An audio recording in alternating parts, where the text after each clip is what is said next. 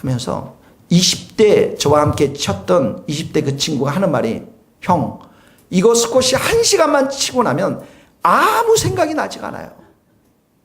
뭐 아무 생각이 더러운 생각이겠죠. 근데 땀을 너무 팔팔 흘리기 때문에. 여러분, 방언으로 기도하면, 물론 기도하면 2-3시간 기도하면 하나님께서 그런 확신도 주신다고 생각하지만, 특별히 방언으로 기도하면 우리 안에 하나님을 향한 확고한 믿음 하나만 딱 생겨 있어요. 여러분, 그런 경험들 없지 않으세요?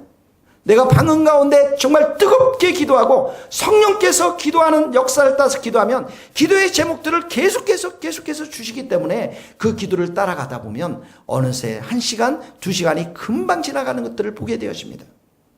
그래서 바울은 말했습니다. 방언 말하기를 금하지 말라. 사랑하는 성도 여러분, 여러분의 입술 가운데 하나님이 주시는 성령의 충만한 은혜를 따라서 새로운 언어가 기도 가운데 터져나올 수 있기를 예수님의 이름으로 축복합니다. 거기 마가복음 16장 17절 읽었습니다. 믿는 자들에게는, 시작, 믿는 자들에게는 이런 표적이 따르니 곧 그들이 내 이름으로 귀신을 쫓아내며 새 방언을 말하며, 새 방언을 말한다고 했어요.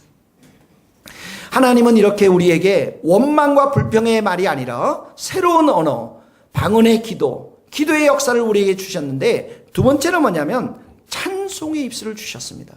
시와 찬송과 신령한 노래로 하나님께 노래하며 찬양합니다.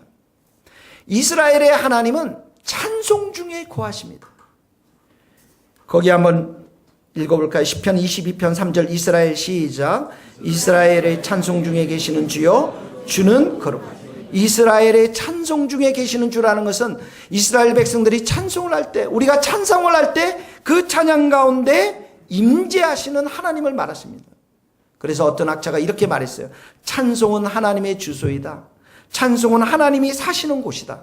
그러므로 당신이 하나님이 사시는 곳에 함께 있기를 원한다면 그분께 찬송을 드려라. 특별히 여러분, 공동체가 함께 교회로 모여서 찬송을 드리면 그 찬송의 문을 열 때 우리는 이 교회가 그분의 임재한 가운데 들어가게 됩니다. 시편 100편 4절을 읽어봅시다. 감사함으로, 시작. 감사함으로 그의 문에 들어가며 찬송함으로 그의 궁전에 들어가서 그에게 감사하며 그의 이름을 송축할지어다. 예. 이것은 예배자들에게 시편이 예배자들에게 하신 그런 하나님의 말씀인 것입니다. 우리가 감사함으로 문에 들어갑니다. 찬송함으로 문에 들어갑니다. 여호와의 이름을 높여드립니다. 그러면 그 찬송 가운데 하나님이 임재하시기 때문에 모든 병마들이 떠나갈 수 있고, 떠나가고 치유를 받고 마음에 확신이 생겨나고 소망이 생겨나고, 찬양 중에 거하시는 그 하나님, 치유자 되신 하나님, 평강을 주시는 하나님, 그 하나님을 내가 경험할 수가 있는 것입니다. 찬양은 바로 이렇게 하나님께로 들어가는 문인 것입니다. 불평과 원망과 비난은 자기 연민으로 들어가는 문이니까 주님을 만날 수가 없는 것이죠.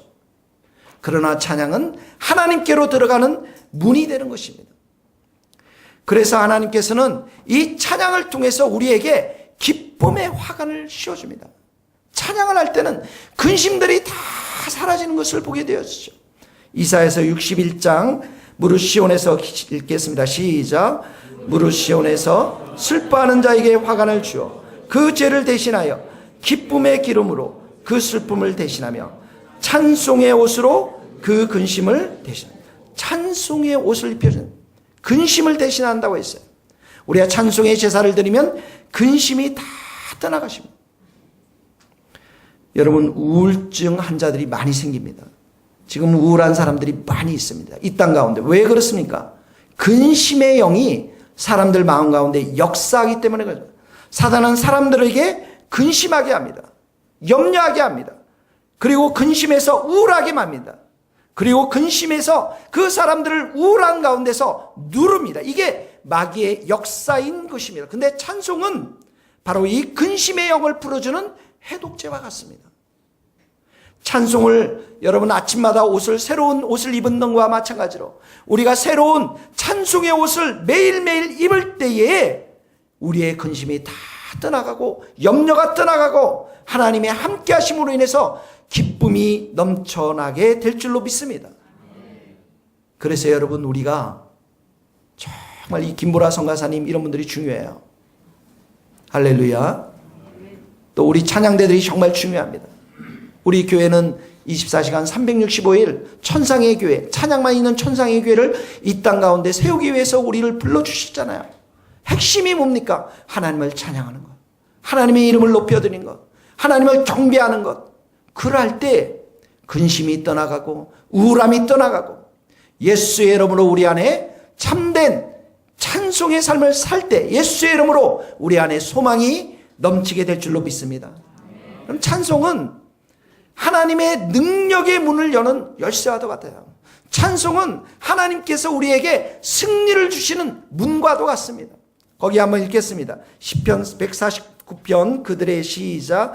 그들의 입에 하나님을 향한 찬송이 있게 하고 그들의 손에는 양날선 칼이 있어 이방 민족을 위해 복수의 일격을 가하고 그 백성에게 벌을 내리며 그들의 왕들을 사슬로 묶고 그들의 귀족에게 쇠고랑을 채우며 그들을 위해 기록된 형벌을 시행하게 하라. 이것이 그의 모든 성도들의 영광이다. 너희는 여호와를 찬양하라. 그들의 입에 하나님을 향한 찬양이 있어요. 이 찬양이 울려 퍼질 때 어떻게 합니까? 날쌘 검들을 가지고 이방 사람들을 죽게 합니다. 마귀들을 죽게 합니다. 사단들을 쫓아냅니다. 귀신들을 죽입니다.